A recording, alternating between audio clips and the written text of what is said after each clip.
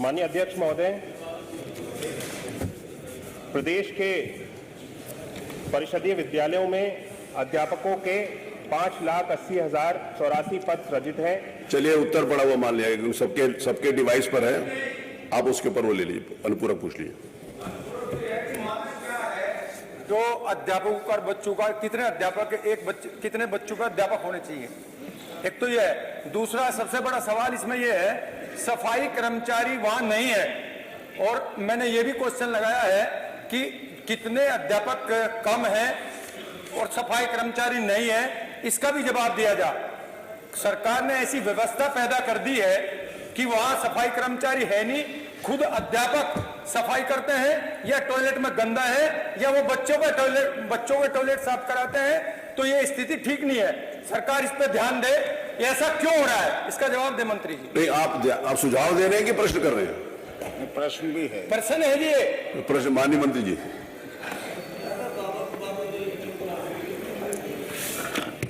माननीय अध्यक्ष महोदय, जो माननीय सदस्य ने प्रश्न उठाया है कि छात्र और शिक्षक के बीच में जो अनुपात होना चाहिए, वो पीटीआर जो होता है प्राइमरी में 30 बच्चों पे एक शिक्षक का होता है, और अपर प्राइमरी में वो 35 बच्चों पे एक शिक्षक का होता है। और जहां तक उन्होंने प्रश्न उठाया है कि विद्यालयों में जो शिक्षक की कमियों की जो बात कर रहे हैं कि विद्यालयों में शिक्षक की कमी है, तो हमारे पास में इस वक्त विद्यालयों में लगभग 6,28,915 अध्यापक हैं, जिसमें कि हमारे शिक्षा मित्रों को भी हम सब लोग सम्मिलित करते हुए 1,47,766 हमारे पास शिक्षा मित्र हैं, और अनुदेशक 27,515 हैं। और जहां तक सफाई कर्मियों की अभी यहाँ पे बात करी, तो विद्यालयों में अलग से सफाई कर्मियों के लिए व्यवस्था नहीं होती है। जो ग्राम में सफाई कर्मचारी गांव में सफाई कर्मचारी नियुक्त होते हैं, उन्हीं के माध्यम से विद्यालयों में जो सफाई का कार्य है उसको कराया जाता है। मैं एक वो जो अनुपात दिया है उसके एक लिस्ट आपको बता रहा हूँ। मेरे शामली डिस्ट्रिक्ट में ऐसे गांव हैं, एक रामपुर खेड़ी गांव है, छात्र हैं 162, मास्टर हैं 2। कुरतान गांव है 200 छात्र हैं, मास्टर है 1। एक चोंदाहेड़ी गांव है 100। तो ये बात तो ध्यान नहीं होगी ना मंत्री जी को, ये सारे के सारे जो आंकड़े बता रहे हो आप, अभी ऐसे उनके पास सारे कौन से विद्यालय अनुपात इन्होंने बताया, आप लिख के दे दो उनको, आप लिख के दे दो जो अनुपात बताया, आप लिख के दे दीजिए। माननीय अध्यक्ष जी, आपके माध्यम से माननीय मंत्री जी से जानना चाहते हैं, इन्होंने शिक्षा मित्रों की बात कही है, हम जानना चाहते हैं कि इस प्रदेश में कितने शिक्षा मित्र हैं, क्या इनको सरकार शिक्षक के रूप में, जैसा कि हमारी सरकार में जब माननीय अखिलेश जी मुख्यमंत्री थे किया गया था, तो उस दिशा में सरकार विचार करेगी?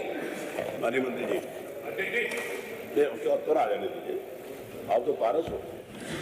माननीय अध्यक्ष महोदय, जिस तरह से मैंने अभी अपने उत्तर में बताया कि उत्तर प्रदेश में शिक्षा मित्र 1,47,766 शिक्षा मित्र उत्तर प्रदेश में हमारे हैं, और शिक्षा मित्रों को जिस तरह से अभी हमारे सदस्य पूछ रहे थे कि शिक्षा मित्रों को हम शिक्षक के रूप में नियुक्त करेंगे या फिर नहीं, तो शिक्षा मित्रों को 2014 में शिक्षक के रूप में नियुक्त किया गया था, और 2017 में कोर्ट के आदेश के अनुसार, क्योंकि शिक्षा मित्र एनसीटी के जो नियम हैं उसके अनुसार जो हमारे शिक्षक होते हैं उनको एक हमारे विभाग के द्वारा भर्ती परीक्षा को पास करना होता है, ग्रेजुएट होना कंपलसरी होता है, बीटीसी या बीएड होना आवश्यक होता है, उसके साथ साथ टेट को भी किया होना आवश्यक होता है। अगर इतनी मानकों को पूरा करते हैं तो एक शिक्षा मित्र को हम शिक्षक के रूप में उसको नियुक्त कर सकते हैं। और जब ये नियुक्तियां हुई हैं 69,000 और 68,500 की, तो 15,240 शिक्षा मित्रों को इसमें ये जिन्होंने इन सारे मानकों को पूरा किया उनको नियुक्त भी किया गया है। माननीय राजीव वर्मा जी।